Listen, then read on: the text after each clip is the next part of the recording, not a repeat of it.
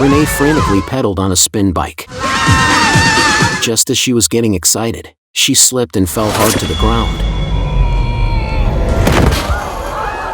When she woke up, she was astonished to find her arms had become incredibly slender, her thighs perfectly toned, and even the fat on her belly had disappeared. What's more, her features were now delicate, with a captivating jawline. In her eyes, even Kendall Jenner's beauty can't compare to hers.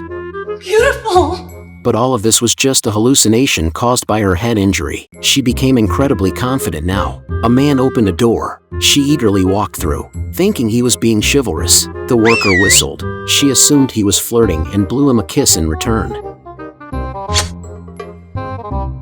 The most absurd incident was at the dry cleaner. A man asked for his number in line. She believed he was asking for her phone number. All right, give me your phone. My phone. The man, bewildered, ended up exchanging contact information with her. And you know, I'm pretty slammed right now. But I will do my best to pencil you in. Who are you? Number 118. That's me. With unshakable confidence, she went to interview. Helen, the CFO of the beauty company, was stunned. How dared the 200-pound girl apply for a receptionist? Renee, we appreciate you taking the initiative, but you're not exactly the obvious choice for this job. But Renee's confidence completely won over CEO Avery. My only real goal is to come here to this office every day and help people feel the same way I feel when I step off that elevator, that this is the only place to be. She successfully got the job.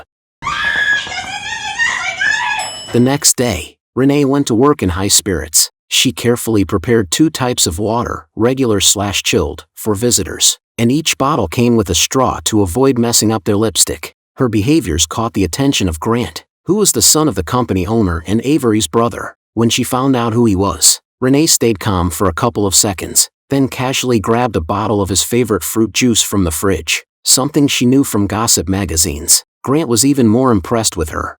Who hired you, Renee? Avery, your sister. Good for her. Later that afternoon, while delivering water to the meeting room, Renee accidentally knocked over the makeup packaging. So sorry, so sorry. She got down on the floor to pick up one by one but couldn't find the application brush after searching for a while. But Avery told her there wasn't a brush in the packaging. Renee crawled out from under the table, looking puzzled. Really? And said she was just a receptionist and not suited to express too many opinions, then turned and left. And Avery encouraged her to just say what was on her mind. I think we'd all like to hear what you have to say, Renee.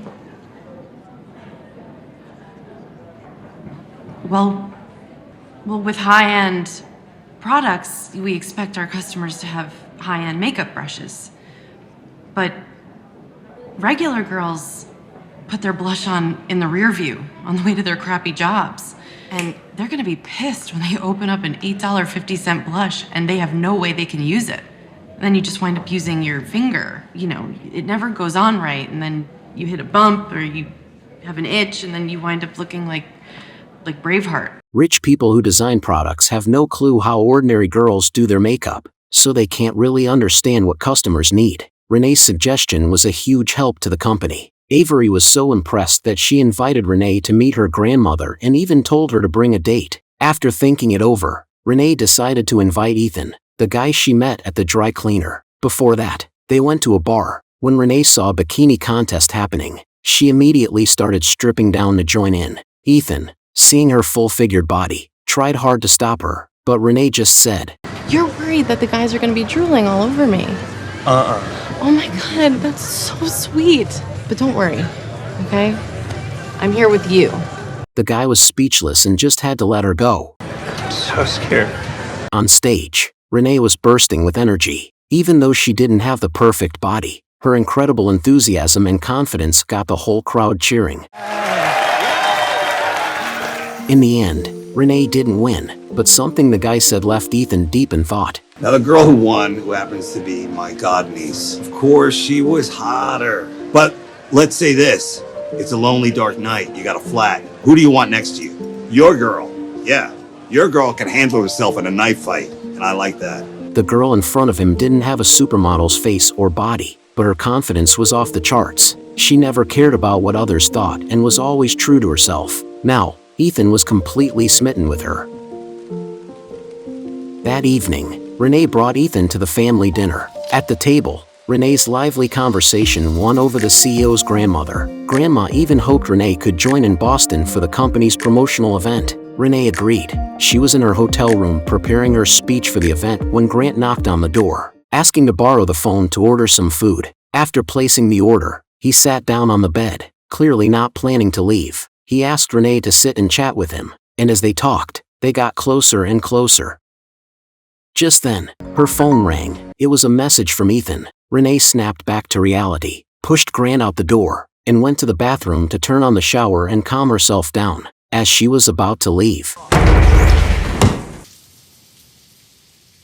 when she woke up, she looked in the mirror and found that everything was back to how it was before. She had turned back into her ugly, overweight self. Renee was devastated. She went home, feeling hopeless, and ate junk food frankly. She even ignored Avery's calls reminding her to attend the promotional event on time. That night, Ethan invited her to dinner. She dressed up carefully and went to the restaurant, but her first reaction upon seeing Ethan was to hide. Oh! I'm sorry. Sorry. Okay. Alright, sorry. She quietly found a seat and texted him, wanting to cancel the date, but Ethan walked straight over. Are you here alone? Yes, technically. But, I'm meeting my boyfriend. All right, okay. I'm waiting for my girlfriend. What's she like? Like, your girlfriend? She is pretty amazing. Funny and smart and the most beautiful girl in the world. Renee was really touched by what she heard, but her insecurities made her feel utterly ashamed. She ran out and called Ethan to break up with him. Ethan couldn't believe it and wanted to meet up to talk, but Renee refused. Feeling heartbroken but still not ready to give up, she went back to the gym, trying to recreate the moment she fell and changed. But no matter how hard she pedaled on the spin bike, nothing happened. But this time, she decided to face it head on. She went to the press conference to give her speech. Hello, my name is Renee. Some of you know me as this woman. Glamorous, flawless, perfection. But that's not the real me. This is the real me. I know, these women look nothing alike. The audience looked totally confused, thinking she had lost it. When Renee turned around and looked closely at the two photos, she finally realized they were both of her, one showing her confident self and the other her insecure self. When we're little girls, we have all the confidence in the world. We let our bellies hang out and we just dance and play and pick our wedgies. And then these things happen that they make us question ourselves. Somebody says something mean to you on the playground, and then we grow up and you doubt yourself over and over again until you lose all of that confidence, all that self-esteem, all the faith you started with is gone. But what if we didn't let those moments get to us? What if we never lost that little girl confidence? We are real women. We are. What a great thing to be. A real, healthy, just strong, funny, kick-ass chick. But this line is for every girl who is ready to believe in herself. Just as what she said, you're who you are. Just be confident and be yourself.